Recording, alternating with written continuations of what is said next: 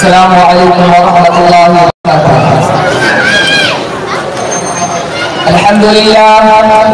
الحمدللہ وکفى وسلام علی عباده الذین اصطفى اما بعد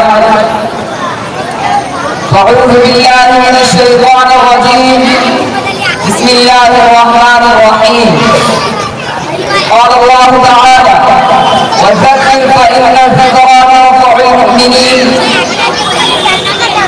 محترم صدر جلسہ، معزز سامعین کرام اور ملت کے پرعزم نوجوانوں،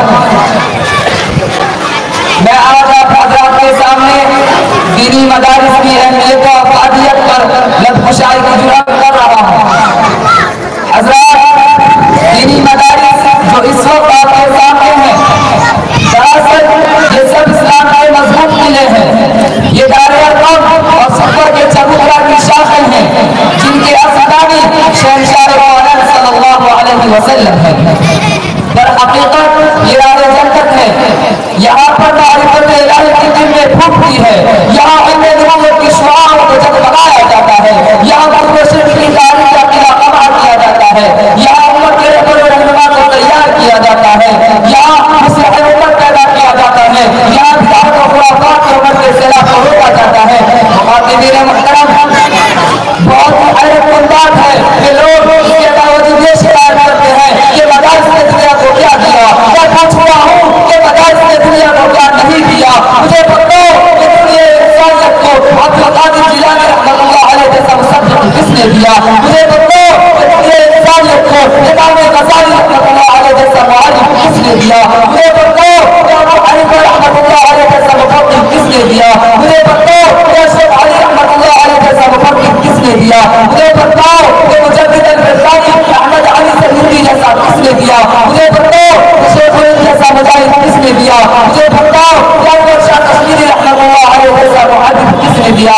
مجھے بتاؤ کہ حسین احمد مدنی رحمۃ اللہ علیہ جیسا اولو العزم کس نے دیا؟ مجھے بتاؤ کہ مفتی شفیع رحمۃ اللہ علیہ جیسا مفسر کس نے دیا؟ مجھے بتاؤ کہ قاری طیب رحمۃ اللہ علیہ جیسا مدبر کس نے دیا؟ مجھے بتاؤ کہ ابو الحسن رحمۃ اللہ علیہ جیسا مبلغ کس نے دیا؟ مجھے بتاؤ کہ صدیق احمد جیسا مربی کس نے دیا؟ مجھے بتاؤ کہ شاہ افراد محمد جیسا کس نے دیا؟ سامعین محترم، کیا یہ بات اصل من الشمس نہیں ہے کہ ان مراکز علم کے وطن سے سینکڑوں ایسی ہستیاں جنم لے رہی ہیں جن کا قلب و جگر اسلام کی حرکت سے معمور تھا، جن کی زندگی اعلیٰ کلمت اللہ کے لیے وقف تھی، جن کی اخلاق و کردار سارے عالم میں محمود تھے، جن کی ساری عمر امت کی رہبری و رہنمائی میں مصروف تھی، جن کے ساری فکر امت کی اصلاح میں مشغول تھی، جن کی نگاہیں شراب ایمانی سے مخلوط تھی۔ حاضرین عظام، یہی وہ مدارس ہے اس میں لا الہ الا اللہ الحی القیوم کی تصدیق ہوتی ہے، یہی وہ مدارس ہے اس میں اقیم الصلاۃ و آتوا الزکاۃ کی تاکید ہوتی ہے، یہی وہ مدارس ہے اس میں تأمرون بالمعروف وتنہون عن المنکر کی تعمیل ہوتی ہے، یہی وہ مدارس ہے اس میں وذکر فإن الذکریٰ تنفع المؤمنین کی تذکیر ہوتی ہے، یہی وہ مدارس ہے اس میں وجاہدوا فی سبیل اللہ حق جہادہ کی ترغیب ہوتی ہے۔ محترم حضرات، آج مغربی تہذیب کی غنور گھٹائے دنیا پر چھا رہی ہے، آج اسلامی شعائر و خصوصیات کو مٹایا جا رہا ہے، آج اس طرح دشمنان اسلام کی نگاہیں ہمارے مدارس و مساجد کی جانب اٹھی ہوئی ہے، آج کس طرح حضرت نے جلال کی آندیاں لوگوں کو دہشت زدہ کر رہی ہے، آج دنیا سے فتنوں کی آندیوں نے امت محمدیہ کی لگام تھام کے اسلام کا قیادت کرنے کے لیے عبدالقادر جیلانی رحمۃ اللہ علیہ جیسا دیوانی جوش و حرارت پیدا کرنے والے کے منتظر ہے، اور اس کے علماء کسی فیکٹری کالج یا یونیورسٹی سے نہیں بلکہ صرف اور صرف دینی مدارس ہی سے جنم لیتے ہیں۔ اس لیے مدارس کو مضبوط و مستحکم کرنے کی ضرورت ہے، کیوں؟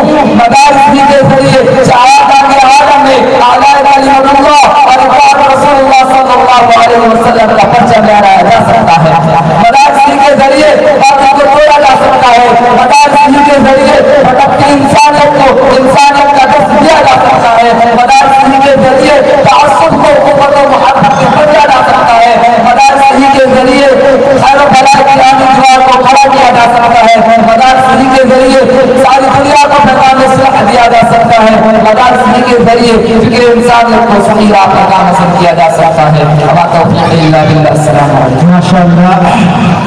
اور آئیے تقریر پیش کرنے کے لیے میری نظر اتفاق حافظ ابو طالب رائے اور اپنی یاد کرنا تقریر پیش کریں. اصل حاضرہ کہاں ان کے لیے سے بتائی گئی.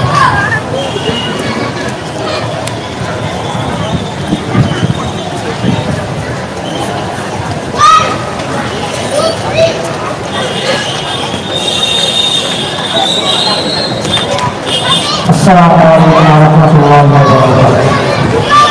الحمد للہ رب العالمین والعاقبۃ للمتقین والصلاة والسلام علی النبی الکریم وعلی آلہ الطیبین الطاہرین.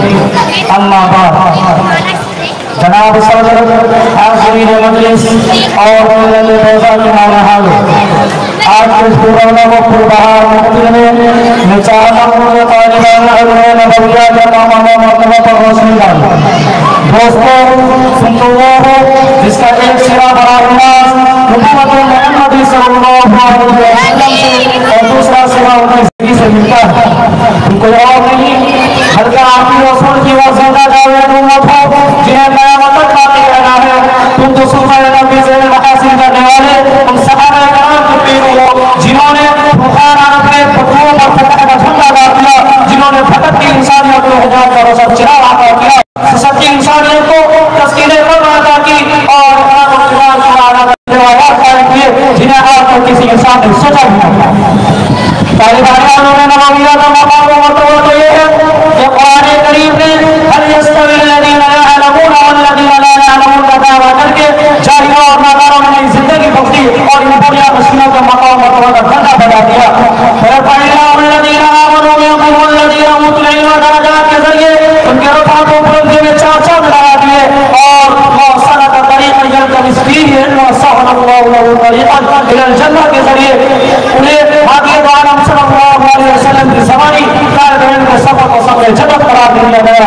اور وَجَعَلْنَاهُمْ أَئِمَّةً يَهْدُونَ بِأَمْرِنَا لَمَّا صَبَرُوا وَكَانُوا بِآيَاتِنَا يُوقِنُونَ کے ذریعے انہیں امامت اور رہبری کی سبق عطا کر دی گئی. اللہ اکبر. کیا مقام و مرتبہ ہے. پھر کیوں نہ کھڑا ہے پھر ان کے قدموں پر اپنا پر بچھا. لیکن دوستو، ہمیشہ سے یہ دستور بھی رہا ہے کہ جنہیں جتنا آنا اور منصب عطا کیا جاتا ہے ان کی ذمہ داری اپنی بڑی اور اہم ہوتی ہے. اور اسی ذمہ داری کا احساس کر کے امام اعظم ابو حنیفہ رحمۃ اللہ علیہ نے ذرے فاتح کر رسول کی صحبتوں میں اپنی جان قربان کر دی اور وعدہ قبول نہیں کیا. امام احمد بن حنبل رحمۃ اللہ علیہ نے ہزار ہاتھوں نے کھائے مگر حکومت عباس صاحب کے سامنے گھٹنے نہیں دیں گے. شیخ الہند اور مولانا محمود الحسن رحمۃ اللہ علیہ نے کالا پانی کی جیل خانہ میں بھروانا پسند کیا مگر دین اسلام نے تسلسل کا گوارا نہیں کیا. اے جانشین امت، اے نائبین رسول رحمت، آج پوری امت کا سراغا بکھر چکا ہے. خود پرستی کا جنون سب پر سوار ہے. انسان کی جان و مال عزت و عزت کا احترام تیزی کے ساتھ رخصت ہو رہا ہے. مسلمانوں اور ان کی دینی درسگاہوں کو بدنام کرنے کی زبردست مہم چلائی جا رہی ہے.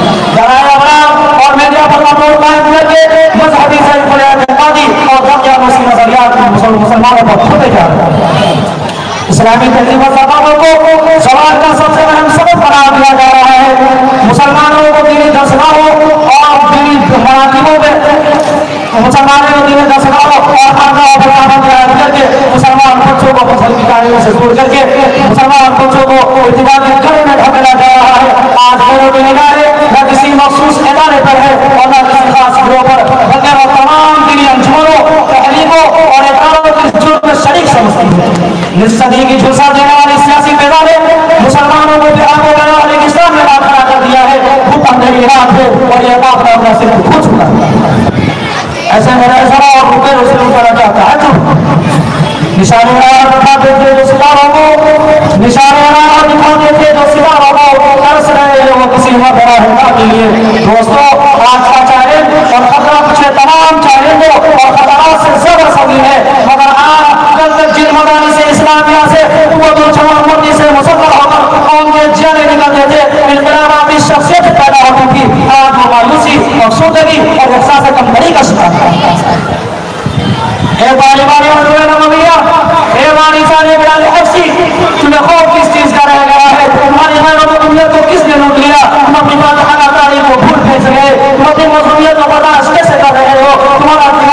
तुम्हारा जो ईमानी गुनाह खत्म हो गया, तुम अपनी मजलूमियत को बर्दाश्त कैसे कर रहे हो? दिन इस्लाम लूटा जा रहा है, तुम्हें नींद कैसे आ रही है? तुम अपने अजीम दीनी दस लाओ और खानकाहों की आओ फिरा दो, क्या सुन नहीं रहे?